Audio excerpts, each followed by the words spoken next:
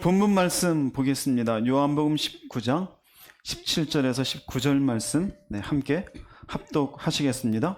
그들이 예수를 맡음에 예수께서 자기의 십자가를 지시고 회골이라 하는 곳에 나아가시니 그들이 거기서 예수를 십자가에 못 박을새 다른 두 사람도 그와 함께 좌우편에 못 박으니 예수는 가운데 있더라. 빌라도가 패를 써서 십자가 위에 붙이니 나사렛 예수 유대인의 왕이라 기록되었더라. 네. 이번 주는 부활주일을 앞둔 종료주일이 됩니다. 즉 예수님이 예루살렘을 입성하면서 예루살렘에 있는 많은 백성들이 종려나무 가지로 예수님을 환호하죠. 그것을 따가지고 종료주일이라고 합니다. 그리고 이번 주 월화 수목 그리고 금요일 날 십자가에 못 박혀 돌아가시고 주일날 부활하게 되어집니다. 그래서 오늘은 주님이 십자가에서 남기신 고백들에 대해서 말씀을 나누고자 합니다. 예수님이 빌라도에게 십자가 처형을 언도받은 것은 새벽 6시에서 9시 사이입니다. 그리고 예수께서 골고다 언덕 올라가셔서 십자가에서 처형을 당하시는, 즉 손에 그리고 다리에 이렇게 못 박히시고 올라가시는 시간이 9시가 되어집니다. 그리고 오후 3시까지, 오전 9시에서 오후 3시까지 6시간을 십자가에서 모든 피를 쏟으시고 마침내 운명하게 되어지시는데, 그 6시간 동안 예수님이 7번의 고백을 하십니다. 그 7번의 고백의 내용을 통해서 우리들에게 주시는 교훈, 또 의미가 무엇인지를 보면서 우리들의 믿음을 다시 한번 점검하는 여러분들 되었으면 좋겠습니다. 먼저 예수님이 십자가에 못 박히시고 첫 번째로 하신 말씀은 저들을 사하여 주옵소서입니다. 누가복음 23장 34절 말씀 읽어보겠습니다. 이에 예수께서 이르시되 아버지 저들을 사하여 주옵소서 자기들이 하는 것을 알지 못함이니이다 하시더라. 그들이 그의 옷을 나누어 제비 뽑을세. 네, 아버지 저들을 사하여 주옵소서. 지금 손에 못 박히시고 발에도 못 박히시고 얼마나 고통스럽습니까? 그리고 밑에 있는 사람들은 예수님의 옷을 찢어가지고 나누고 있는 그야말로 참담한 순간입니다. 그 순간 예수님 하신 말씀은 아버지 저들을 사하여 주옵소서. 이것은 첫 번째 고백입니다. 여기에 저들은 단순히 병사만을 의미하지 않습니다. 여기에 저들은 예수님의 십자가 처형에 가담한 모든 사람들입니다. 예수님을 죽이기로 마음을 먹었었던 제사장과 바리새인들, 그들의 충동에 의해서 예수님을 십자가에 못 박으러 요구했던 군중들, 또 예수님을 십자가 처형으로 자기는 싫었지만 어쩔 수 없이 언도를 냈었던 빌라도, 그리고 예수님을 실제 못 박고 있었던 병사들, 이 모두를 포함하는 것이에요. 입장을 바꿔보십시오. 나 죽어가는데 누구를 용서해 달라라는 게 쉬울까요? 결단코 쉽지 않습니다. 더구나 뭐라 그러냐면요, 이들의 죄를 사해 주는데 자기들이 하는 것을 뭐 한다 그래요? 알지 못한다 그래요. 즉 예수님은 그들의 무지를 긍휼히 여기시고 용서해 달라는 기도를 드리고 있는 거예요. 모른다고요. 본인이 누구인지. 이 제사장들도 군중들도 빌라도도 병사들도 그저 예수가 싫어서 못 받고 있는데 실제적으로 예수님이 하나님이신지, 왜 오셨는지, 그들이 못 받는 대상이 인류를 위한 얼마나 빛과 같은 존재인지 알지를 못해요. 그래서 그들을 긍휼히 여겨요. 심지어 그들은 사과하지도 않았고 잘못을 인정하지도 않았어요. 예수님이 먼저 용서하십니다. 무엇을 얘기할까요? 극심한 고통 속에서도 용서의 중요성을 강조하는 고백이에요. 앞에를 잘 기억하세요. 극심한 고통이에요. 극심한 고통. 용서할 수, 여러분이 위에 있으면 용서할 수 있어요, 없어요? 내 죄가 없는데, 하다못해 여러분이 죄 안 지었는데 어디에 유치장이라도 한 일주일 가보세요. 나를 유치장 보내게 했던 그 사람 얼마나 평생 미워하겠어요. 고통이잖아요. 마음속에 분노도 있고 배신도 있을 거 아닙니까? 그런데 그 고통 속에서도 이렇게 말씀하시는 첫 번째 고백의 이유는 용서의 중요성을 그만큼 우리들에게 알려주시는 말씀이에요. 즉 우리에게 주는 교훈을 세 가지로 보면요, 용서는 선택이 아니에요. 신앙의 본질이 되어져요. 왜 그럴까요? 우리도 조건 없이 용서를 받았기 때문이에요. 우리가 알고 지었던 죄든 모르고 지었던 죄든 하나님 앞에 이건 괜찮은 죄라고 얘기할 수 있는 게 있을까요? 아무것도 없어요. 아무것도. 심지어 우리는 교회를 다니면서도 예, 용서해 주셔서 감사합니다라는 것을 밥 먹듯이 고백하며 살아오지 않았습니까? 그럼에도 불구하고 또 용서를 받지 않았습니까? 예수 믿는 사람에게 용서는요, 선택이 아니에요. 그래서 세 번째로 중요한 주님의 고백에 주는 의미는요, 주님을 따르는 성도는 무엇이 없이 조건 없이 용서를 베풀 수 있어야 한대요. 우리는 자꾸 조건을 달아요. 심지어 이런 인간은 내가 이 사람을 몇 번씩이나 용서해 줬는데 네가 이 사람하고 한번 살아봐. 저런 인간 같지 않은 짐승은 뭐 그렇게까지 표현하잖아요. 용서할 수 없는 대상이라는 거예요. 그러나 신앙 안에서 보면 그 사람도 결국 주님이 용서를 위해서 죽으신 대상일까요? 아닐까요? 예, 대상이 되어져요. 우리 인간의 생각의 범위하고는 도저히 수용 가능하지 않은 범위임에도 불구하고 주님께서는 그 사람을 위해서도 십자가를 지셨어요. 그러면 내가 최소한 용서하는 게 힘은 들더라도 용서를 베풀려고 뭐를 해야 될까요? 노력은 해야 돼요. 할렐루야. 이것이 첫 번째 고백이에요. 마태복음 18장 21절 22절 말씀 읽어보겠습니다.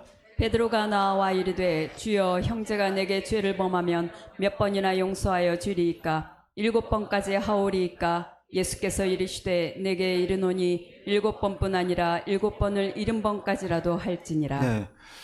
이 형제가 나한테 실수한 게 아니라 무엇을 저질렀어요? 죄를 저질렀어요. 실수가 아니에요. 편하게 말씀드리면 인간 같지 않게 살았어요. 나한테 범죄 행위를 했어요. 그럼 당연히 복수를 하든지 아니면 법적으로 처리해야 되겠죠. 그래도 괜찮을 수 있어요. 그런데 이 사람도 용서라는 게 단어가 나와요.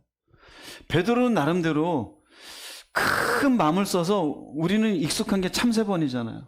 여기는 7번까지 했어요. 7번에도 잘한 겁니까? 못한 겁니까? 잘한 거예요. 예수님 뭐라 그래요?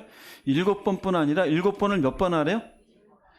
그러면 이 말씀을 듣고 77이 49, 490번을 쭉 가면 491번째에는 너는 탈락 이렇게 할까요? 아니에요. 조건 없이 뭐 하라는 얘기예요? 계속 용서해 주어라. 이거 미치는 얘기예요. 사실은. 힘이 들 수 있어요. 그런데 조금 전에 얘기했잖아요. 우리도 조건 없이 용서를 받았잖아요. 내가 용서받은 죄의 내용을 놓고 이 정도는 괜찮아요. 할 게 없다 그랬잖아요. 그러면 하나님의 시선으로 보면은 그 사람의 죄나 내 죄나 그 죄가 그 죄예요. 우리가 비행기를 타고 높이 올라가면은 그 높이 올라간 인간들의 움직이는 모습을 제대로 보이지 않겠지만 그 인간이 구분이 됩니까? 이 사람은 키 큰 사람, 이 사람은 키 작은 사람. 야, 유명한 브랜드 옷을 입었네. 야, 이 사람은 겨우 입었네. 거지구나 부자구나. 그게 구분이 돼요? 안 돼요. 하나님의 시선으로 보면 모든 인간은 죄인이에요. 죄 가운데 태어나서 그 사람도 무지함 속에 죄를 범하고 사는 거예요. 예수께서 그 고통 속에서도 저들이 알지 못하나이다 라면서 그들의 죄를 위해서 용서를 구하지 않았습니까? 그러면 너희도 그 마음으로 용서해 주라는 거예요. 선택이 아니에요. 에베소서 4장 32절 말씀 읽어보겠습니다. 서로 친절하게 하며 불쌍히 여기며 서로 용서하기를 하나님이 그리스도 안에서 너희를 용서하심과 같이 하라. 네, 힘들죠. 그런데 이 단어가 있어요. 그리스도 안에서. 우리가 그리스도 안에서 이 단어를 빼면은요, 이건 그냥 윤리예요. 도덕이에요.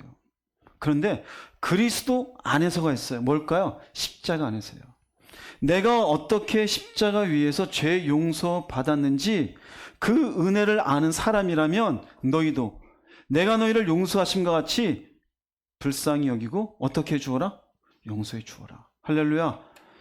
부활을 맞이하며 주님의 십자가를 생각할 때 먼저 여러분들 첫 번째 생각하세요. 내가 용서해 줘야 될 사람. 힘들죠.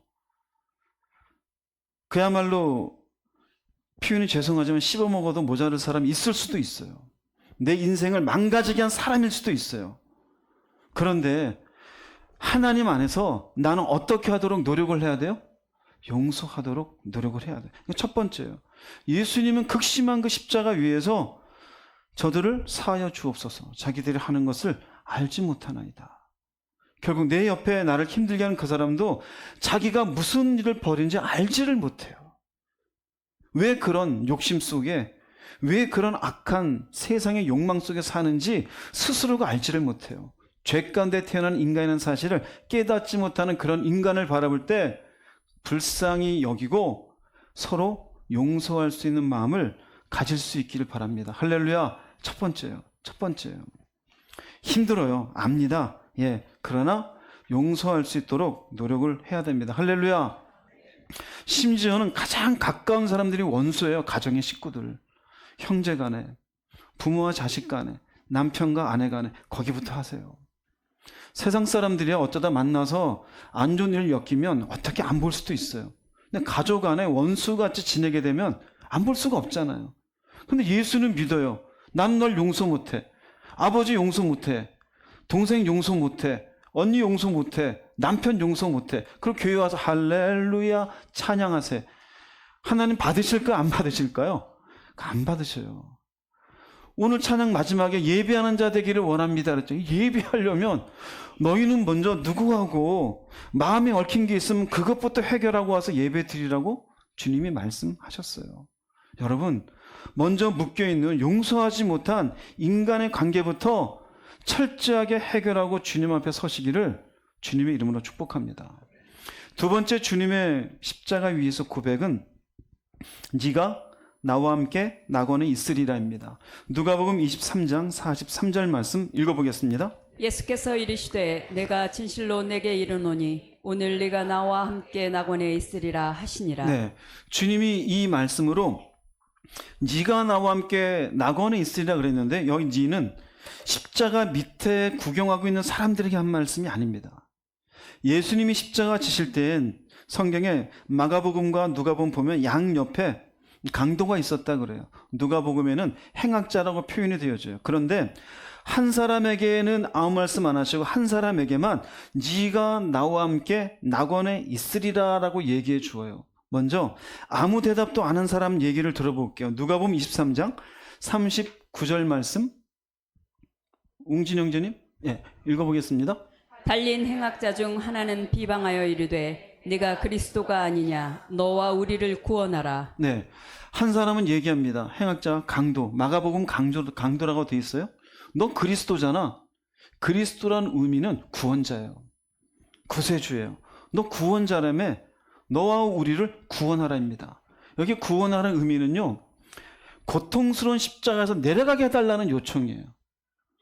너도 힘들지 않아. 너 그리스도라며 내려가고 우리도 좀 내려가자. 살려달라. 이게 뭡니까? 그리스도 구원주라고 고백은 하면서 영혼의 구원이 아니라 육체의 생명을 구하는 사람이에요. 육체의 생명. 주님은 여기에 대해서 아무 말도 하지 않으셔요. 가만히 계셔요. 네가 그리스도가 아니냐? 너 덕 좀 보자. 우리 좀 살려내. 여기에서 내려가서 좀 더 인생 좀 연장해보고 싶다 이거죠. 근데 예수님이 묵묵부답을 하십니다. 그런데 옆에 있는 다른 강도, 참 여기서 말씀드릴 게 어떤 분은 오른쪽 강도가 좋은 얘기라고 왼쪽 강도는 안 좋은 얘기를 했는데 성경은 그런 얘기 없어요? 예? 흔히들 얘기하면서 오른쪽 강도 성경에는 없는 얘기입니다. 혹시 그런 말 하면 없는 얘기 하지 마 그러세요? 한쪽 강도예요. 성경은 왼쪽 오른쪽 가리지 않아요. 간혹 저희 교회 안에도 오른편 강도가 그 얘기 했잖아요. 제 속으로 그런 얘기 한 적 없는데 성경은. 네. 또 다른 한편 볼게요. 또 다른 한편. 누가복음 23장 41절 42절 읽어보겠습니다.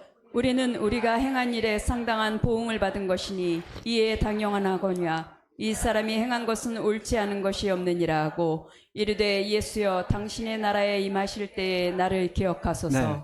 한쪽은 이렇게 얘기합니다. 옆에 있던 다른 강도는 네가 그리스도라며 좀 살려봐. 근데 이 사람은 이렇게 해요. 우리가 행한 일에 상당한 보응을 받는 것이니. 마가복음에는 강도라고 돼 있어요. 강도라면 누군가에게 흉기를 들고 위협해서 물건을 빼앗은 것이죠. 누가복음 행악자라고 돼 있어요. 악한 인간이에요. 그러니 우리가 악을 저지른 것에 대한 이 십자가 처형은 마땅한 것이다 이거예요. 그런데 이 사람은 옳지 않은 것이 없다. 이 말의 의미는요. 하나는 나는 죄인입니다. 당신은 뭐가 없으십니다? 죄가 없으십니다. 그런데 이렇게 얘기합니다. 예수요, 당신의 나라 임하실 때 예수님, 당신은 하나님 나라의 주인이십니다. 네 번째 뭐예요? 나를 기억하소서. 그 나라에 이 죄인도 가기를 뭐합니다? 소망합니다. 자, 여기 보세요. 이 사람이 여기서 내려와서 육체의 생명을 연장하고자 하는 그런 요청이 있어요, 없어요?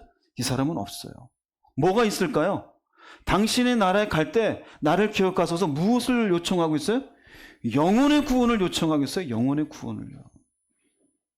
그 주님이 뭐라고 합니까? 그래, 네가 나와 함께 낙원이 있으리라. 뭐가 가는 거예요? 영혼이 가는 거예요. 육체는요, 십자가에서 그냥 죽어요. 자, 굉장히 중요합니다. 양쪽에 같이 십자가에 매달리는데 한 사람은 육체의 생명에는 연장할 마음을 가져요. 근데 한쪽은요, 자기가 죄인됨을 고백해요. 예수님은 의롭다고 고백해요. 하나님의 나라가 있는 것을 고백해요. 그리고는 나도 거기 가기 바랍니다. 이게 뭔 것 같아요? 완벽한 구원받을 만한 조건 아니에요? 여러분, 구원의 가장 중요한 조건 첫 번째예요. 나 죄인이에요. 이거 있어야 돼요. 조금 전에 우리가 보았던 다른 편에 있는 강도는 우리가 죄인이라는 얘기를 해요, 안 해요? 안 해요. 교회 다니면서 많은 사람들이 이걸 시작을 못 해요. 내가 왜 죄인이지? 이것도 모르면서 세례받아요. 더더군다나 죄인인지 모르니 하나님 나라가 와닿을까요? 와닿지 않을까요? 와닿지 않아요. 뭐만 바라게 될까요? 이 땅에서의 육체의 정욕, 안목의 정욕, 이 세상의 자랑거리들. 내가 이 땅에서 편하게 사는 것, 많은 것들을 소유하는 것, 사람들에게 칭찬 듣고 사는 것, 내가 어떤 사람인지 성취하고 크게 교만함을 떨치고 사는 것. 그러니 영혼의 구원이 아니라 와서 기도하는 건 이것 주시고 저것 주시고 이거 해결해 주세요. 이 문제 저 문제 이 문제. 영혼의 구원은 없어요. 그러니 그 사람은 주님 어떻게 합니까? 아무 말도 없으셔요. 자, 네가 나와 함께 낙원에 있으리라 이 소리를 들었던 강도 진짜 갔을까요? 안 갔을까요? 갔겠죠. 근데 생각해 보세요. 어떻게 이 사람은 죽는 순간에 이렇게 가능했을까요?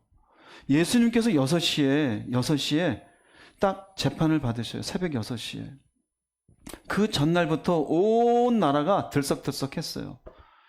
이미 강도짓을 하면서 예수에 대한 이야기를 들었을까요? 안 들었을까요? 들었죠.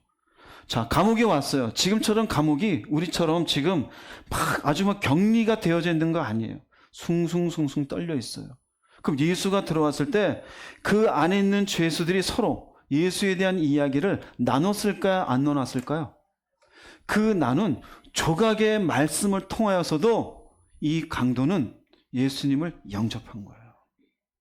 재미있는 건요, 이 순간까지 주님의 제자조차도 당신의 나라라고 얘기한 사람은 아무도 없었어요. 아무도 없었어요. 오직 이 사람만이 예수여 당신의 나라라는 고백을 하는 믿음이 있었어요. 즉 말씀을 들었지만 그 말씀을 어떻게 듣느냐에 따라 그 조각의 말씀에도 불구하고 믿음을 가지는 사람이 있고, 그야말로 주옥 같은 주님의 말씀을 3년 동안 따라다녔어도 유다 같은 사람도 만들어질 수 있는 거예요. 그러면 이것이 우리에게 주는 교훈이 무엇일까요? 우리에게 주는 교훈은요, 두 가지예요. 누굽니까? 예수님이. 우리가 지금 똑같이 예배 드리잖아요. 똑같이 교회에 왔어요. 똑같이 예수 이야기를 해요. 그런데요, 우리도 둘로 나눠질 거예요. 예수님이 아무 대답하지 않는 믿음 없는 인생. 주님이 네가 나와 함께 생명을 누리라고 말씀하시는 사람들. 어느 쪽입니까? 아무 대답하지 않았던 강도는 그저 육체의 생명의 연장을 요구했어요. 교회에 나와서 여러분들 예수님이나 생각하면서 그저 내 사는 평수나 넓혀주고 물질이나 좀 풍성해지고 내 애나 좀 건강하게 똑똑하게 키워주는 것, 그게 답니까? 여러분의 영혼에 대한 소망은 예수님께 있습니까? 없습니까? 갈 준비는 하고 있는 겁니까? 한편의 강도처럼 나는 죄인입니다. 당신은 의로우신 분입니다. 당신의 나라가 당신에게 있는 줄 믿습니다. 나도 그곳에 가게 하소서. 얼마나 완벽해요. 여러분, 자신을 정직하게 보십시오. 두 번째는 너무 늦었다고 생각하지 않습니까? 강도는 둘 다 여기 위에서 십자가에서 끝나는 거예요. 육체는. 이 위에서 육체는 끝나니 앞으로 남아있는 육체로 살아갈 시간이 있어요? 없어요? 없어요. 그러나 그 마지막 순간에도 예수님께서는 하나의 영혼을 건져주셔요. 마찬가지예요. 지금 여러분들의 인생에 아직 숨을 쉬고 있는 동안 주님의 이 귀한 복음의 말씀을 들을 수 있는 기회는 얼마든지 있음을 깨달으시기 바랍니다. 깨달으시기 바랍니다. 부탁하건대 묵묵부답했던 어리석은 한편의 강도 같은 모습을 가지지 않기를 부탁합니다. 여러분의 영혼이 하나님의 나라에 들어갈 수 있는 믿음의 사람으로 준비될 수 있도록 예수께 나오십시오. 할렐루야. 그래야 비로소 그 십자가가 얼마나 나에게 소중하며 이 십자가 내 인생에 무엇보다도 얼마나 귀한 구원의 길이 되어진지를 깨닫게 되어져요. 그렇지 않으면 십자가는 그냥 나무떼기에 지나지 않아요. 고린도전서 1장 18절 말씀 읽어보겠습니다. 십자가의 도가 멸망하는 자들에게는 미련한 것이요 구원을 받는 우리에게는 하나님의 능력이라. 보세요. 십자가의 도, 십자가의 길, 십자가에서 주님이 마련해 놓으신 구원의 길이에요. 십자가는 구원과 관련돼 있어요. 물질과 관련된 거 아니에요. 정권과 관련된 게 아니에요. 십자가 내 인생의 성공과 관련된 게 아니에요. 십자가는요, 구원과 관련돼 있어요. 왜 하나님의 능력일까요? 하나님이 세상을 사랑하사 당신의 독생자를 보내어 십자가에서 죽임을 당하고 이 길을 마련해 놓으셨으니까요. 그러면 우리는 예수를 믿는다는 사람은 어떻게 될까요? 구원을 향해서 가야 되겠죠. 예수님이 여러분에게 누구입니까 도대체? 여러분의 내면에 네가 나와 함께 낙원에 있으리라는 주님의 약속을 받는 음성이 있기를 바랍니다. 그저 앉아서 뭐 주세요, 잘 되게 해주세요, 이 문제 해결해 주세요, 직업 좀 주세요, 뭐가 앞이 열리게 해주세요, 이 자녀를 축복해 주시고 대단한 머리가, 뭔 의미가 있어요? 뭔 의미가? 똑똑하면 잘 될 거고 모자라면 좀 못 되겠죠. 똑똑하든 모자라든 그 자녀에게도 십자가의 도를 통해 구원받는 자녀가 되게 하는 것, 그게 더 중요함을 깨달으십시오. 주님의 두 번째 고백이에요. 네가 나와 함께 낙원에 있으리라. 누군가는 주님의 응답으로 생명을 얻고 누군가는 아무 주님의 응답받지 못하고 그냥 죽어갈 수밖에 없는 사람이도 있게 되어져요. 같이 예배 드리잖아요. 모두가 저 영원한 생명을 누리는 낙원에 가게 되시기를 주님의 이름으로 축복합니다. 두 번째 고백이에요. 세 번째 고백은 네 어머니라 그럽니다. 요한복음 19장 26절 27절 읽어보겠습니다. 예수께서 자기의 어머니와 사랑하시는 제자가 곁에 서 있는 것을 보시고 자기 어머니께 말씀하시되 여자여 보소서 아들이니이다 하시고 그 제자에게 이르시되 보라 내 어머니라 하신대 그때부터 그 제자가 자기 집에 모시니라. 십자가 위에서 지금 정신이 있을까요? 없을까요? 정신 없어요. 피가 쏟아지고 있잖아요. 심지어 옆에 창으로 병사가 찔렀으니 옆구리에서도 피가 철철철 흐르게 되어져요. 그 상황 속에서 예수님이 자기의 어머니를 보셔요. 어머니 마리아를 보고 사랑하시는 제자는 요한복음에서는 요한을 의미합니다. 그런데 이 이야기를 합니다. 여자요 보소서 아들입니다. 그리고 제자에게 얘기해요. 봐라 마리아는 네 어머니라. 언뜻 보면 말이 안 돼요. 요한이 마리아하고 무슨 육체의 어떤 피를 나눈 거 하나도 없잖아요. 그런데 여자의 보소서 아들입니다. 요한아, 네 어머니다. 그러니까 요한이 어떻게 해요? 마리아를 어디에 모시게 되어져? 자기 집에 모셔요. 여러분 이거 해석 잘해야 됩니다. 잘못하면 진짜 이단됩니다. 의미가 뭐냐면 여자의 보소서 아들입니다는요. 요한은 어머니의, 잘 기억하세요, 영적인 아들입니다. 육적인 아들은 아니에요. 또 요한에게는 네 어머니라는 의미는 내 어머니가 너의 무슨 어머니이시다? 영적인 어머니이시다. 아니 도대체 갑자기 위에서 돌아가시는 힘들게 지금 고통받으시는 분이 왜 구태여 이런 얘기를 하실까요? 이런 얘기를. 즉 이 얘기하시는 것은 예수님과 어머니의 관계의 뭔가의 중요함을 이제는 요한과 어머니의 관계에 중요한 역할을 부여하는 거예요. 예수님이 십자가에 이렇게 달려 계실 때 이 앞에 왔던 제자는 요한 말고는 아무도 없었어요. 요한도 도망갔다가 나중에 오게 되어져요. 다른 제자들은 없어요. 요한만이 예수님 앞에 있게 되어져요. 자, 왜인지 보세요. 어머니를 보세요. 예수님이 잉태되어지기 전부터 마리아는 정말로 특별했죠. 처녀 때 갑자기 잉태될 거란 이야기 들었을 때 거절하지 아니하고 주의 여종이니 주의 말씀대로 내게 이루어지이다. 그걸 받아들였어요.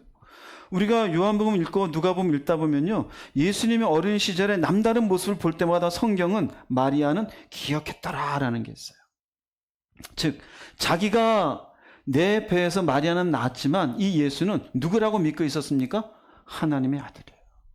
하나님의 뜻을 위해 왔어요. 즉 예수님의 탄생부터 십자가를 지실 때까지 기도했었어요. 누구를 위해서요? 주님이 위해서요. 근데 여기 보세요. 어머니라 그러질 않아요. 자기 어머니께 어머니요라고 얘기하잖아요. 어머니라는 단어를 까먹은 게 아니에요. 왜냐하면 제자에게는 네 어머니라 그랬어요. 근데 여자여라고 부르시는 것은 단순히 아들과 어머니 관계가 아니에요. 더 넓은 의미에서의 영적 역할을 위한 호칭이에요. 여기 보세요. 영적인 아들인 거예요. 영적인 어머니인 거예요. 영적 역할을 위한 호칭이에요. 그럼 어떤 영적 역할일까요? 이후 요한의 사역을 위해서 어머님, 이 제자를 위해서 기도해 주십시오. 이해되세요? 어머니, 이 제자를 위해서 기도해 주십시오. 이후에 요한은요, 요한복음을 썼고 요한 1서, 2서, 3서, 요한 계시록을 써요. 특별히 요한 계시록을 통하여 마지막 때 하나님이 어떻게 나타나실지, 천국은 어떤 모습인지 오직 요한에게만 보여줘요. 베드로에게도 보여주지 않았어요. 바울에게도 보여주지 않았어요. 요한에게만 보여줘요. 예수님의 12 제자 중에 유일하게 순교당하지 않고 육체의 수명을 끝까지 다하고 천수를 누리고 죽은 제자는 오직 하나, 요한이에요. 무엇이 그렇게 가능했을까요? 옆에 누가 있었어요? 누가 있었어요? 마리아가 있었어요. 마리아가. 할렐루야. 마리아가 있었어요.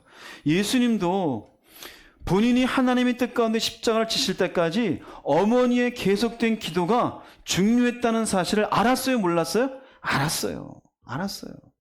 그래서 앞에 있는 유일한 제자인 요한에게 네 어머니라 이야기를 한 것은 너의 앞으로의 사역의 중요한 중보자인 것을 얘기한 거예요. 그리고 마침내 요한은 어떻게 합니까? 그때부터 자기 집에 모습니다. 요한은 식구가 없어요? 아니 예수님의 어머니 마리아는 식구가 없어요? 예수님 밑으로 동생들 쭉 있어요. 남편은요?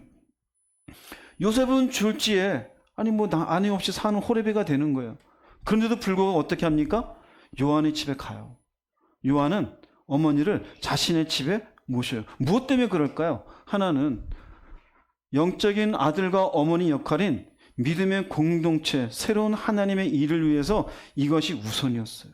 믿음의 공동체로서. 또 하나는 주님의 뜻이에요. 주님의 뜻. 하나님의 뜻 가운데 결국 예수님을 위한 중보 사역이 이제는 끝났는가 싶었는데 예수님이 요한을 향해서 새로운 미션을 주었어요. 그러니 이 뜻을 위해서 받아들였고 요한은 요한대로 주님의 이 뜻을 받아들인 거예요. 굉장히 중요합니다. 자, 그러면 이런 내용을 생각하시고 우리에게 주는 교훈은 이와 같습니다. 하나는 교회 공동체는 혈연을 초월한 영적인 가족이에요. 할렐루야. 영적인 가족이에요.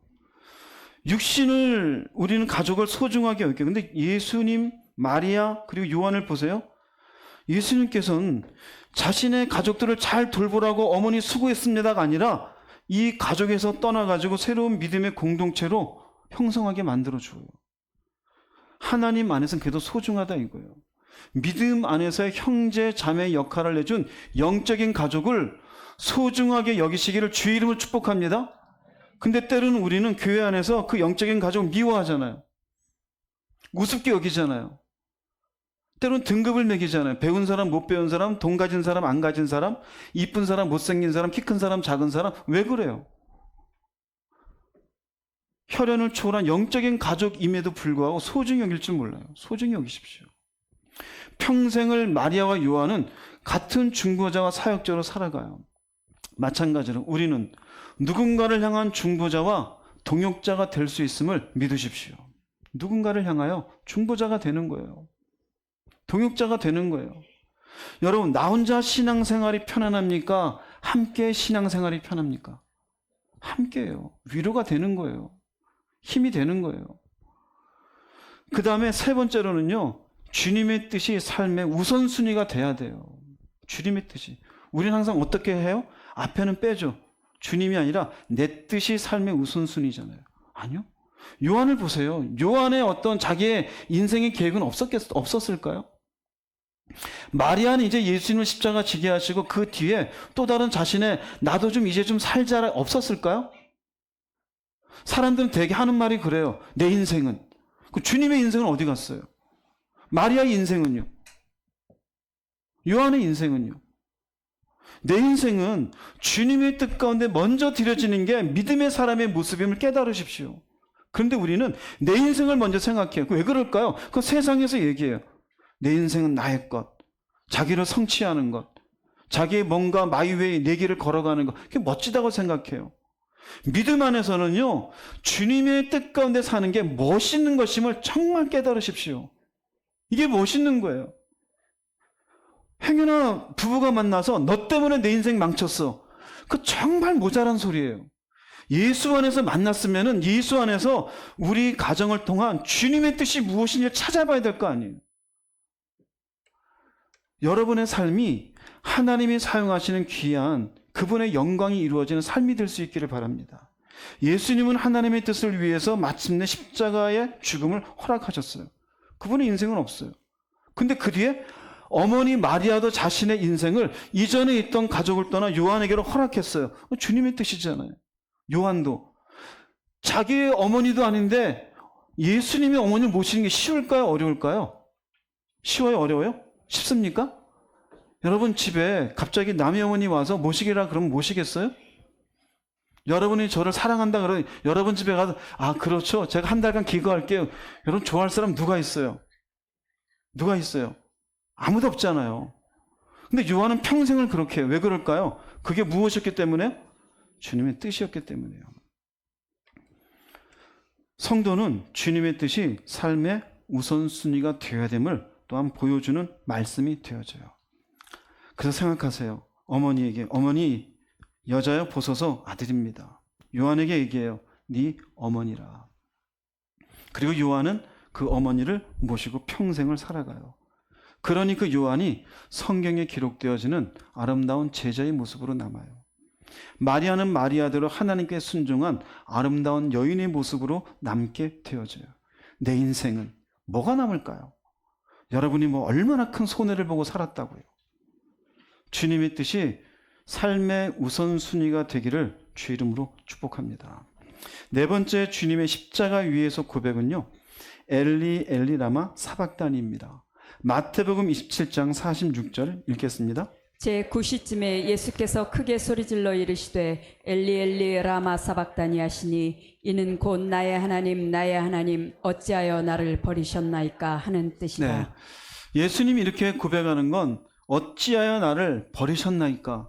즉 주님은 하나님이셔요. 하나님의 본체이셔요. 하나님과 떨어져 계셔 본 적이 없어요. 주님이 제자들에게 말씀하실 때 내가 이르는 것은 내가 스스로 하는 것이 아니라 아버지께서 내 안에 계셔서 그 일을 나타내시는 것이라고 말씀하셨어요. 그날에는 내가 아버지 안에, 너희가 내 안에, 내가 너희 안에 있는 줄 너희가 알게 되리라. 내가 아버지 안에. 아버지와 예수님은 늘상 하나였어요. 그런데 이 순간만큼은 떨어졌어요. 십자가 지시는 이 순간에 하나님과의 인간의 눈에 보이지 않는 영적인 단절감이 엘리 엘리 라마 사박단이로 나는 거예요. 왜 나를 버리시나이까? 즉 이 말은 하나님으로부터 버림받은 것 같은 단절감. 사실 이건 우리가 1000분의 1, 10,000분의 1도 이해하기 힘들어요. 조금 이해할 수 있다면은 하나님과의 깊은 영적인 관계 가운데 있다가 그 관계가 떨어져서 영적으로 뭔가 이 마음 가운데 모래알을 씹는 것 같은 관계가 멀어진 사람, 조금 10,000분의 1 정도 알 수 있어요. 아니요? 10,000,000분의 1 될까 말까요? 원래 우리는 하나님 앞에 좋은 관계 있던 인간이 아니잖아요. 조금 좋다가 떨어져도 답답해요? 안 답답해요? 답답하잖아요. 근데 예수님은 한 번도, 창세 이전부터 한 번도 떨어져 본 적이 없는 분이에요. 그러니 그분이 느끼셨던 단절감이 얼마나 컸을까요? 이 십자가 위에서 죄의 무게를 짊어지는 고통의 무게, 깊은 절망감이 엘리 엘리 라마 사박단이로 표현되어졌어요. 얼마나 아프셨으면 그러셨을까요? 자, 이 말씀이 우리들에게 주는 교훈이 뭐냐면요. 하나는 하나님이 예수님의 죽음을 내버려 두셔야 될 만큼, 십자가 위에 계셔서 오전 9시부터 오후 3시까지 그 6시간 동안만큼은 그냥 내버려 두셔야 돼. 주님이 죽으실 때까지. 뭐 때문에? 인간의 죄 때문에. 인간의 죄는 그만큼 어떤 것이다? 무거운 것이에요. 우린 죄의 무게를 가볍게 생각해요. 아니요. 그 죄는 무거운 것이에요. 그 예수님은 내 죄값을 치르기 위해서 그 참혹한 육신의 찢어짐과 그 피 흘림을 다 감당해요. 영으로는 하나님과의 단절감을 다 경험하셨어요. 그게 무엇 때문에 참을 수 있었습니까? 나를 뭐하기 때문에? 사랑하시기 때문에. 사랑하시기 때문에. 우리는 죄에 대한 무게를 너무너무 가볍게 생각해요. 가볍게 생각하다 보니 죄를 다시 어떻게 할까? 쉽게 저질러요. 엘리 엘리 라마 사박단이는 얼마나 죄가 무거운 것인지를 생각하라는 것이에요. 생각하라는 것이에요. 즉, 이 의미는요, 내가 죄 용서받은 은혜는 결코 가벼운 것이 아니에요, 여러분. 용서가 쉬웠으니까, 쉬운가 보다? 아는 그렇지 않아요. 간혹 가다가 그런 거 있잖아요. 돈을 빌려주고 돈을 갚아주는 입장에서 돈 빌려준 사람 힘들게 빌려줬어요. 갚는 사람 힘들게 생각 안 해요. 힘들게 생각 안 하다 보니까 어떻게 할까요? 떼먹어요. 빌려준 사람은 그걸 위해서 나름대로 애써서 그 사람을 생각하는 마음으로 힘들게 빌려줬는데 그 마음을 갚아야 될 사람이 다 알까요? 모를까요? 몰라요. 그러면 조금씩이라도 당신이 애써서 나한테 수고해 주신 건 내가 조금씩이라도 갚아드릴게요라는 마음이 있어야 정상이 아닐까요? 그렇죠? 근데 그런 마음 가진 사람이 많아요? 적어요? 적어요. 그 돈과 비교되지 않는 죄 용서 받은 은혜는 결코 가벼운 게 아니에요. 그럼 우리는 그 죄 용서 받은 것에 대한 합당한 삶이 뭘까요? 쉽게 죄 가운데 다시 살지 말라 이거예요. 할렐루야. 내가 어려움 가운데 누군가한테 돈을 빌려서 썼어요. 감사하잖아요. 그럼 A라는 사람 빌려 썼으니 쉽네? 그럼 B라는 사람 또 이 사람한테 또 한 300 빌려야지. 쉽네? 또 이 사람한테 한 200 빌려 쉽네?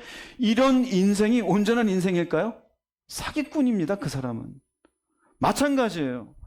죄 용서 받았대 입으로. 예수님 내 죄 위에 죽으셔서 감사합니다. 근데 내일 또 짓고 쉽게 죄 가운데 미워하고 자기가 인생의 주인이 되어져 있고 그렇게 기도하는데 기도는 죽어도 하기 싫다고 그러고 여전히 욕망이 있으면 욕망의 노예로 살게 되어지고 하나님의 뜻이 있어서 내 뜻이 앞서가 그 하나님의 뜻을 거절하고 살고 자신의 교만에 치우고 살면서 다시 와가지고 내 죄를 용서해 주셔서 감사합니다라는 그 고백을 하나님이 기쁘게 들으실까요? 안 들으실까요? 절대 기쁘게 안 들어요. 그런데 우리는 뭐라고 얘기하는지 알아요? 하나님이 나를 사랑하사 이런 죄인 나도 다 용서해주고 받아주신대요. 사기꾼입니다. 사기꾼이에요. 예를 들어 볼게요. 어려서 여러분들의 어머니가 내가 잘못을 하고 뭔가 실수를 했어도 어머니는 사랑하사 내 잘못을 받아줘요? 안 받아주어요? 그런데 30이 지나고 40이 지나고 50이 지나고 60이 되어서도 8순 9순 된 어머니를 계속 속이고 못되게 굴면 그 인간 어떻게 된 거예요? 흔한 말로 뭐라 그래요? 말종이라 그러잖아요. 왜 그래요? 부모를 사기치고 사는 거 아닙니까? 하나님을 사기치고 사는 사람들이 있어요.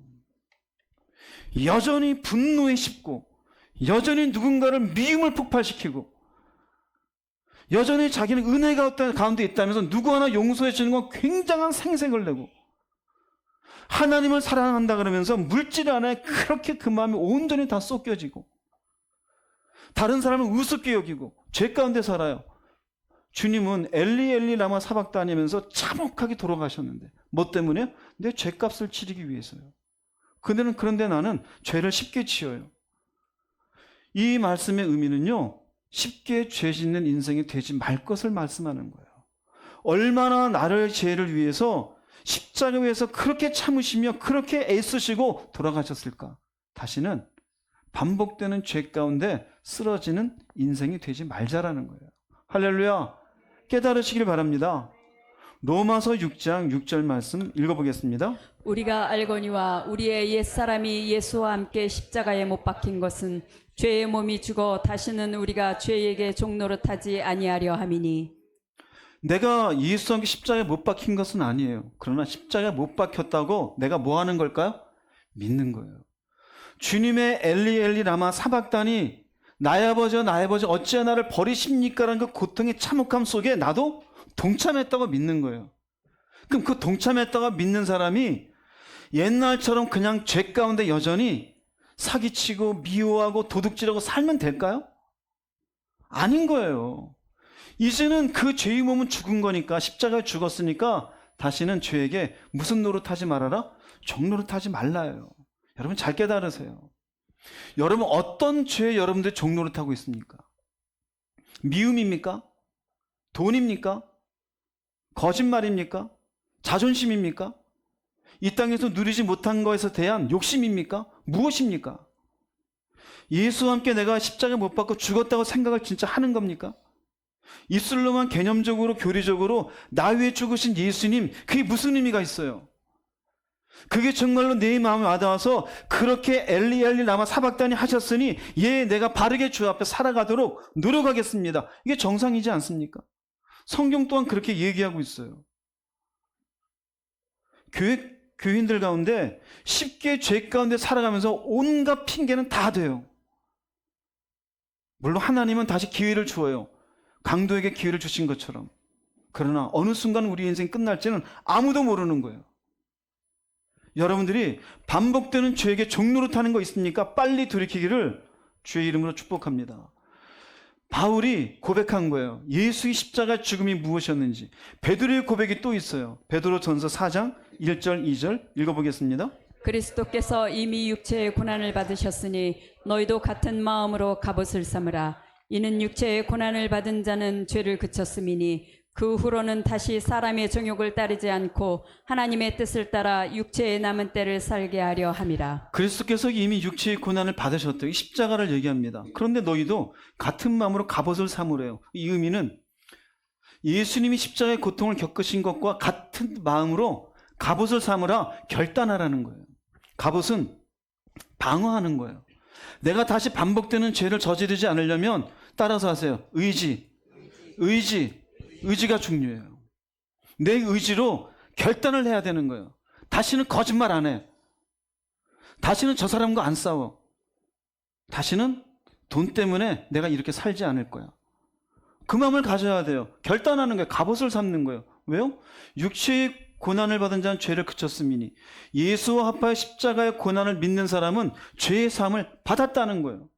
그럼 2절 전체 그 후로는 그렇게 예수 그리스도 십자가의 고난을 나 믿어서 죄의 사함 받은 사람은 남은 세계는 사람의 정욕을 따르지 않고 죄의 욕망을 위해 살지 말고 하나님의 뜻을 따라 육체의 남을 따를 즉 하나님의 뜻을 위해 살아라는 얘기예요. 할렐루야. 하나님의 뜻이 네가 주인데 인생 살으라요? 네 감정이 이끈 대로 살고 네가 욕망이 이끈 대로 욕망을 채우고 살고 그게 하나님의 뜻이에요? 우리가 얼마나 하나님의 뜻을 우습게 여기는지 알아요? 내가 하고 싶은 게 하나님의 뜻이라고 착각을 해요. 생각을 하질 않아요. 이게 말씀에 맞는 것인지, 내가 성령의 인도하심 속에 내가 이것을 바르게 잡고 있는 것인지 결단을 안 해요. 그저 하고 싶은 대로 값옷은 없어요. 자기 욕망대로 의지를 쓸 뿐이에요. 그러니 교회를 다녀도 모양은 있는데 온전히 그분 앞에 이 엘리 엘리 라마 사박단의 의미를 붙잡고 내가 다시는 하나님 앞에 죄 가운데 살지 아니하게라는 결단하고 사는 성도는 드문 거예요. 욕망의 노예가 되지 않기를 주의 이름으로 축복합니다. 십자가의 종이 되십시오. 의의 종이 되십시오. 하나님의 뜻 가운데 여러분들의 육체의 남은 때를 온전히 살 수 있기를 주의 이름으로 축복합니다. 십자가는 그걸 얘기해요. 어디 내 마음대로 살라고 그래요. 만약에 여러분들이 단 1분이라도 못은 안 박더라도 십자가 위에서 한번 걸려있다고 생각이나 해보십시오. 그거 경험하고 내려오면 내가 지금 반복적인 죄를 또 저지를 마음이 생길까요? 사기를 치고 누군가 멱살을 잡고 싸우고 용서해 주지 않고 이 땅에 정욕으로 살고 싶을까요? 1분만 그 위에 있다 내려와 보십시오. 밧줄로 묶였다 생각하고. 그런데 예수님은 못을 박히시고 피를 흘리시고 채찍에 맞으시며 마침내 내가 살 것을 생각하며 엘리 엘리 라마 사박다니 하며 견디셨잖아요. 우린 그걸 믿는다 그러잖아요. 그런데 왜 반복적으로 육체의 남은 때를 살고 있습니까? 여러분들의 육체의 남은 때를 죄 가운데 살지 마시고 하나님의 뜻 가운데 드리는 여러분 되기로 결단할 수 있기를 바랍니다. 네 번째 고백이에요. 다섯 번째 예수님의 고백은 내가 목마르다입니다. 요한복음 19장 28절 말씀 읽겠습니다. 예수께서 모든 일이 이미 이루어진 줄 아시고 성경을 응하게 하려 하사 이르시되 내가 목마르다 하시니. 어떤 분은 이렇게 생각하세요. 아니 십자가 지시기 전에 물이나 한 모금 마시고 올라가시지. 그저 인간적인 목마름인 줄 알고. 또 그러면 인간적으로 표현하면은 아프다 이것도 있어야겠죠. 왜 옆구리를 찌르고 그러냐 뭐 이것도 있을 수 있겠죠. 근데 그런 게 아니에요. 진짜 목은 다 말라요. 옆에 강도도 마르고 위에 있으면 왜 목이 안 마르겠어요. 심지어 병사들이 포도주 쓴 쓸개를 포도주에 담아서 주시는데 처음에는 거절까지. 목이 안 말랐을까요? 말랐는데도 거절했어요. 여기 목마름은 단순히 육체의 목마름이 아니에요. 인간 존재의 목마름을 대신한 것이에요. 인간은 어디에 목마른지 아세요? 하나님께 목말라요. 하나님은 창조자요, 인간은 피조물이잖아요. 죄로 인해서 하나님과 인간 사이가 단절됐어요. 그래서 피조물 된 인간은 항상 영혼을 향한 그리움이 있어요. 이게 목마름이에요. 예수를 믿지 않더라도 무당이라는 사람들이 통해서 뭔가를 막 해요. 왜요? 보이지 않는 무엇인가를 통해서 얻고 싶어요. 그 목마름이에요. 사회와 단절된, 문화적으로 세상과 단절된 저기 뭐 남태평양 어느 조그만 섬일지라도요, 거기에 신을 섬기는 게 있어요, 없어요? 있어요. 있어요. 왜 그럴까요? 목말라서요. 하나님을 못 만났을 뿐이에요. 그런데 뭡니까? 예수님은 인간의 그런 목마름을 해결하기 위해서 지금 십자가를 지고 계신 것이에요. 즉, 마침내 우리의 목마름을 대신하여 이 목마름을 해결하시는 자리가 십자가임을 보여주시는 말씀이 되어집니다. 이사야서 55장 1절 말씀 읽어보겠습니다. 오호라 너희 모든 목마른 자들아 물로 나아오라. 돈 없는 자도 오라. 너희는 와서 사 먹되 돈 없이 값 없이 와서 포도주와 젖을 사라. 요한복음 4장 13, 14절 읽겠습니다. 예수께서 대답하여 이르시되 이 물을 마시는 자마다 다시 목마르려니와 내가 주는 물을 마시는 자는 영원히 목마르지 아니하리니 내가 주는 물은 그 속에서 영원하도록 솟아나는 샘물이 되리라. 성경은 구약에도 신약에도 목마름에 대해서 얘기해요. 목마른 자들아 물로 나오라. 이 목마른 자는 하나님과의 관계가 단절된 사람들이에요. 물은 뭘까요? 은혜입니다. 이 목마른 자들, 예수를 믿지 않는 사람도 포함되지만 하나님과의 관계가 멀어진 사람도 포함돼요. 목마르지 않으십니까? 기도의 자리가 떨어져 나가? 내가 인생의 주인 되어져? 욕망의 노예가 되어져? 목마르지 않습니까? 우리 배에는 뭐가 채워져 있어야 돼요? 은혜가 채워져 있어야 돼요. 그 은혜를 구하면 값없이 다 주셔요. 문제는 내가 은혜를 안 구하는 거예요. 요한복음 얘기해요. 사마리아 여인에게 말합니다. 물 달라 그러죠. 이 물은 그냥 우리가 먹는 물이에요. 생수. 우물에 있는 물이에요. 내가 주는 물을, 이 물은 뭘까요? 십자가의 은혜예요. 죄사함의 은혜예요. 이 물을 마시면 어떻게 되는데요? 영원히 목마르지 않는데, 왜 영원히 목마르지 않을까요? 십자가의 은혜를 통하여 하나님과의 관계가 회복이 되어져요. 비로소 영원하신 하나님과 관계가 되어져 나도 그 영원하신 자녀가, 하나님의 자녀가 되고 영원을 소망하는 인생이 되는 순간 내 속에 목마름이 해결되는 줄 믿으시기 바랍니다. 이게 우리의 신앙의 정수예요. 그게 없으면요, 교회를 다녀도 날마다 목말라요. 마침내 하나님과의 관계가 회복되면 그 속에서 어떻게 됩니까? 영생하도록 솟아나는 샘물이 된대요. 내 속에서 늘상 만족함을 주어지며 기쁨이 되어지며 하늘을 향해서 갈 수 있도록 하나님의 은혜가 충만케 되어져요. 예수님이 목마르다는 것은 인간의 목마름을 대신하여 고백을 했고, 그 목마름이 이제 해결되어는 순간을 말씀하신 거예요. 자, 그렇다면 이 말씀이 우리에게 주는 교훈은요, 두 가지예요. 하나는요, 여러분 목마름이 해결되었어요? 예수를 만났대요. 영혼에 대한 목마름이 해결된 사람이 안 된 사람이 있어요. 안 된 사람은요, 교리적인 사람이에요. 됐었는데 안 된 사람은요, 빨리 회개하십시오. 하나님에게부터 떨어져 나가고 있는 사람이에요. 기도가 지겹죠? 그 지겨운 시간을 꾸준히 하는 게 능력이에요. 말씀 보는 게 힘들죠? 그 힘든 말씀을 눈에 불이 나도록 보면서 하나님을 알아가는 게 능력이에요. 왠지 알아요? 그 능력은 목마름이 없습니다. 여러분들은 도대체 목마름을 해결하기 위해 무엇에 헤매고 다니고 있습니까? 돈입니까? 회사입니까? 회사가 목마름을 해결해 주어요? 그 사장님이? 하나님과 연결해 주어요? 옷입니까? 해결해 주어요, 그게? 여러분들이 내일부터 일주일간 생각을 해보세요. 1억 원어치의 쇼핑을 했다고 칩시다. 상상만 해도 기가 막히죠. 어떤 분들은 좋은 차를 살 거고, 어떤 분들은 가지고 싶었던 2천만 원, 3천만 원짜리 시계를 살 거고, 어떤 분들은 샤넬에 가서 VIP처럼 나도 오늘은 다 쓸 거야 뭐 이럴 수도 있잖아요. 샀어요. 그 순간, 쇼핑하는 순간은 1억 원어치를 샀으니 와, 얼마나 좋아요. 자, 1년이 지나서 내년이 됐어요. 어떨 것 같아요? 또 어떨 것 같아요? 목마르다. 목마르다요. 샤넬백이 있고 구찌도 하고 있고 기가 막힌 차를 타네. 또 목마르다요. 작년에 샀던 건 아무 의미가 없어져요. 그런데 오늘 예수 안에서 목마름이 해결되어져 그 은혜 안에서 꾸준히 주님의 목마름이 해결된 그 마음의 은혜를 채우고 있는 사람은 1년 전이나 10년 전이나 지금이나 동일한 은혜의 기쁨 속에 사는 줄 믿습니다. 그게 차이예요. 여러분의 내면에 목마름이 해결되었습니까?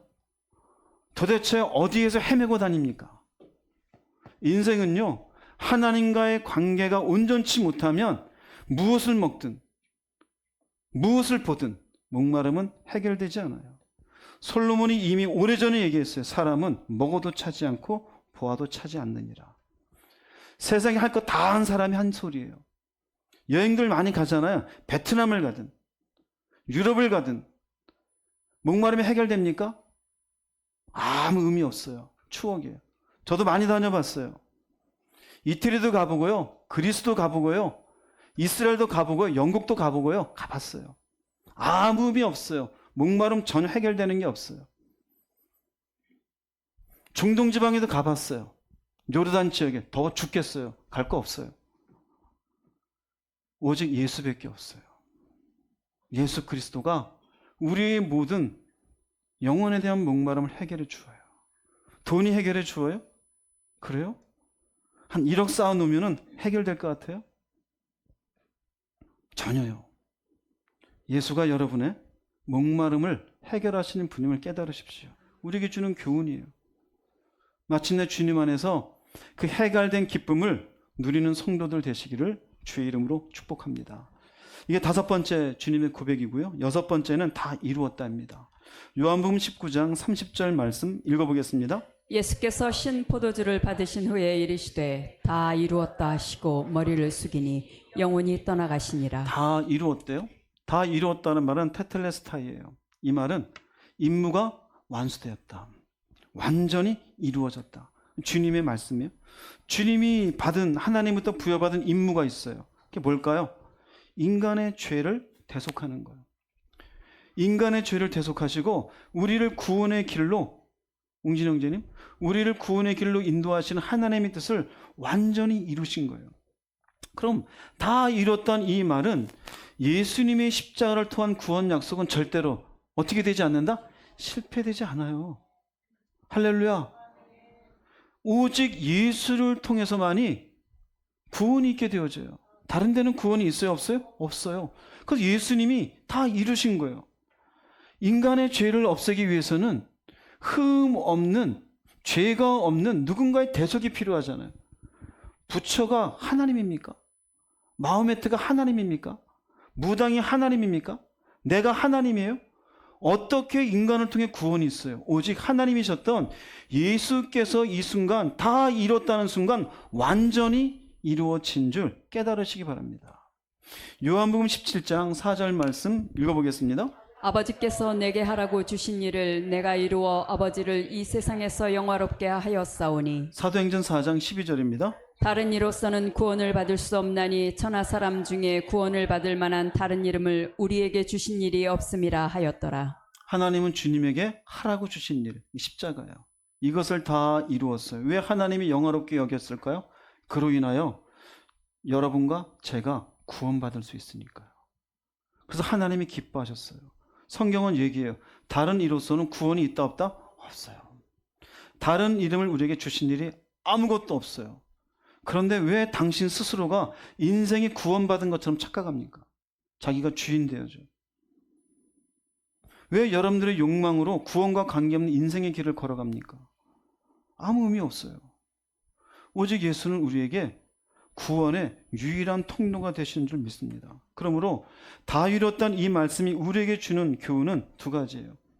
예수님의 피로 죄의 빚은 완전히 탕감된 거예요. 믿으시기 바랍니다.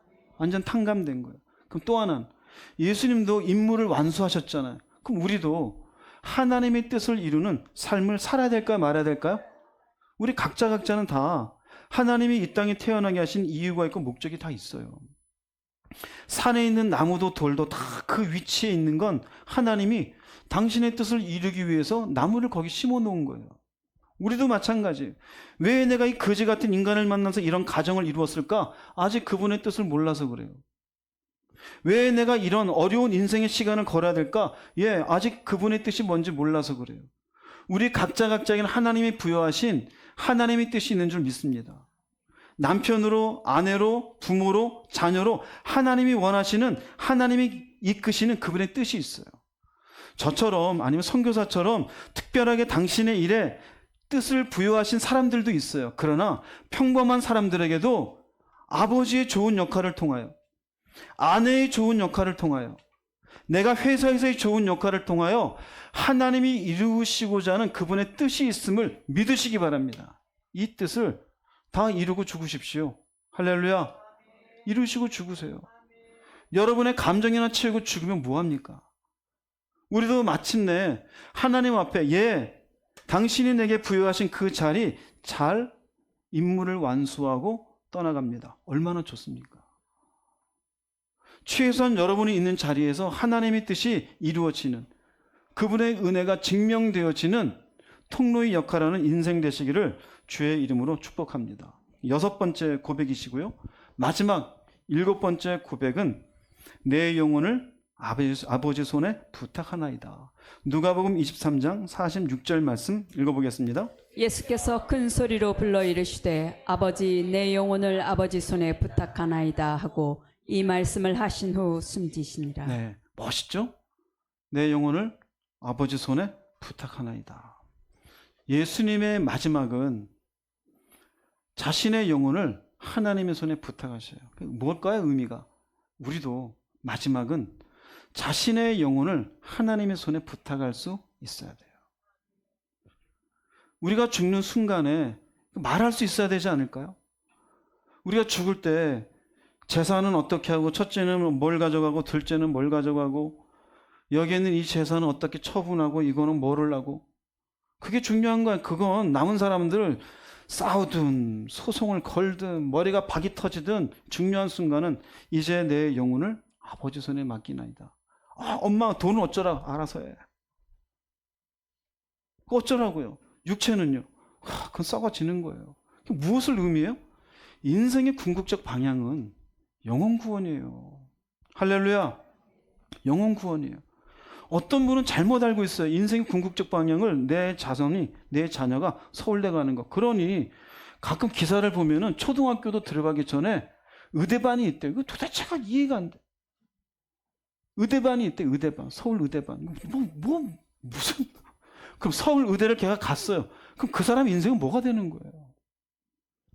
어쩌라는 거예요 도대체. 왜 그럴까요? 예수를 믿으면서도 자신의 궁극적 방향이 뭔지를 몰라요. 어떤 분은 한평생 바라는 게 아파트. 아파트.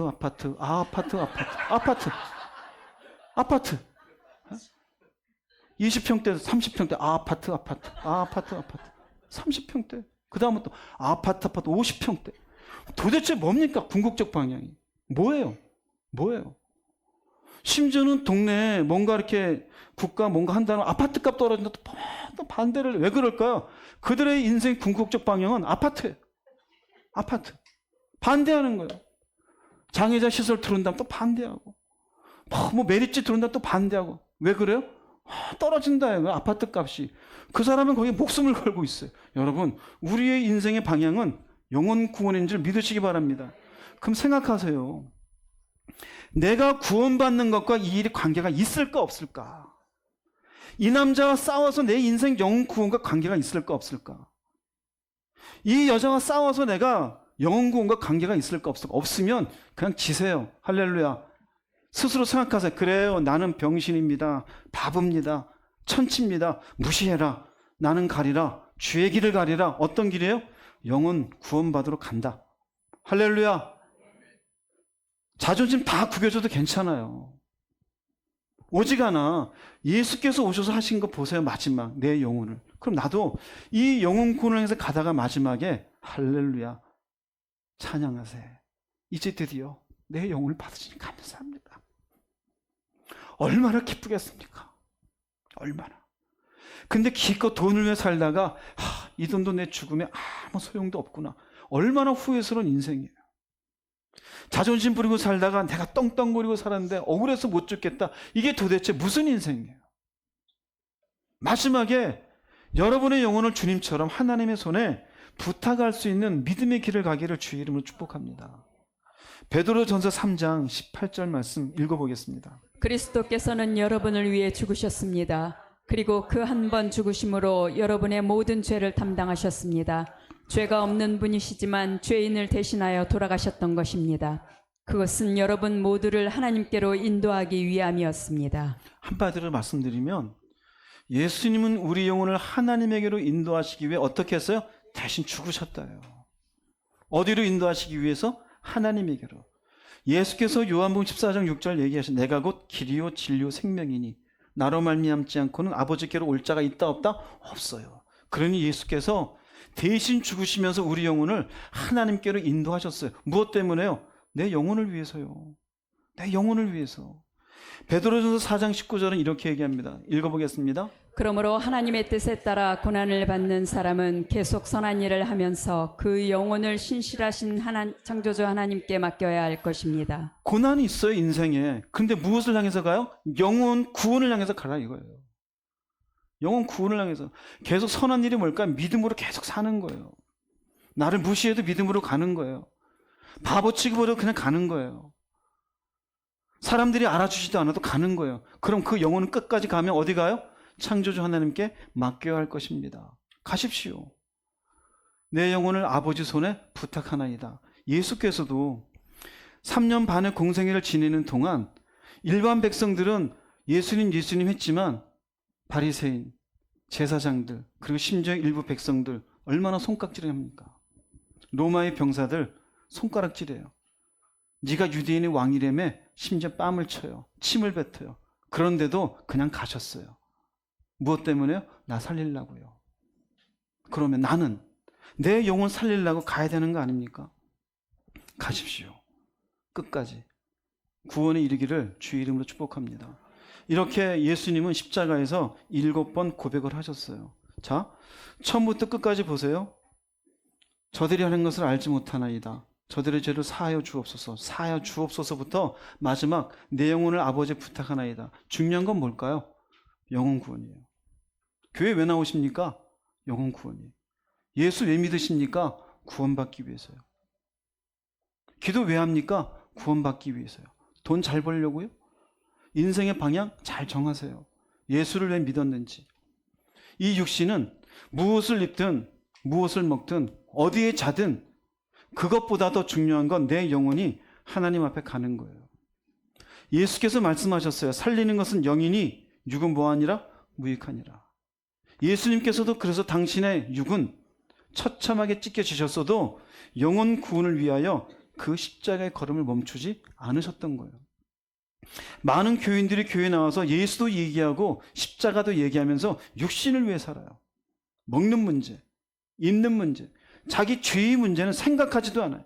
반복적인 죄를 짓고 그리고 또 용서해달라고 그러고 아니 용서해달라는 말도 안 하고 그저 인생 사는 게 그저 그게 다인 줄 알아요. 예수께서 십자가에서 고백을 여러분 한번 선명하게 보세요. 다 외우지 않아도 돼요. 내 영혼을 살리시려고 죽으셨구나. 이것만 기억하세요. 그러면 내가 이것을 믿으니 내 영혼 구원을 위하여 나도 주의 길을 따라가리라. 할렐루야. 이 믿음의 길 결단코 흔들리지 아니하고 끝까지 갈 수 있기를 주의 이름으로 축복합니다. 결론을 드리겠습니다. 이사야서 53장 5절 6절 읽어보겠습니다. 그가 찔림은 우리의 허물 때문이요 그가 상함은 우리의 죄악 때문이라. 그가 징계를 받음으로 우리는 평화를 누리고 그가 채찍에 맞음으로 우리는 나음을 받았도다. 우리는 다 양 같아서 그릇 행하여 각기 제 길로 갔거늘 여호와께서는 우리 모두의 죄악을 그에게 담당시키셨도다. 예수의 십자가를 구약에 얘기한 거예요. 결국 나 때문에 죽으셨어요. 허물 때문에, 죄 때문에. 그리고 채찍에 맞으셨어요. 제멋대로 살지 않아요? 지금도 고집스럽게 욕망대로 기도도 안 하고 말씀도 안 보고 자기의 욕망을 따라 그럼에도 불구하고 기다리고 계시죠? 돌아오세요. 이번 부활절을 기점으로 여러분의 신앙이 새로워지기 바랍니다. 적당하게 사람에게 보이는 세상의 한 발, 교회의 한 발, 어정쩡한 신앙이 되지 마세요. 명확하게 결단을 하세요. 구원을 향해서 살 것인가? 내 욕망을 위해서 종로를 탈 것인가? 구원을 향해서 가십시오. 예수께서 십자가 지시는 그 결의를 보십시오. 얼마나 힘드셨으면, 얼마나 어려우셨으면 땀방울 핏방울 되도록 기도하시고 올라가셨어도 엘리 나마 사박다니 하십니까? 그런 여러분들의 믿음의 길을 위해서 그런 간절함이 있습니까? 자신을 쳐서 복종시키는 게 있습니까? 할 말을 참으면서 견디는 절제가 있습니까? 세상에 대한 미련이 있고 수많은 게 있어도 주의 길을 위해서 나를 쳐서 복종시키는 게 있습니까? 있어야 돼요. 할 거 다 하고 믿음의 길 못 가요. 하나님 앞에 여러분의 믿음의 길을 생각해 보십시오. 단순한 나 위에 죽으셨다가 아니라 나는 그 죽음에 합당한 믿음의 사람으로 살고 있는가? 깊이 생각하시는 한 주간 되시기를 주의 이름으로 축복합니다. 기도하시겠습니다.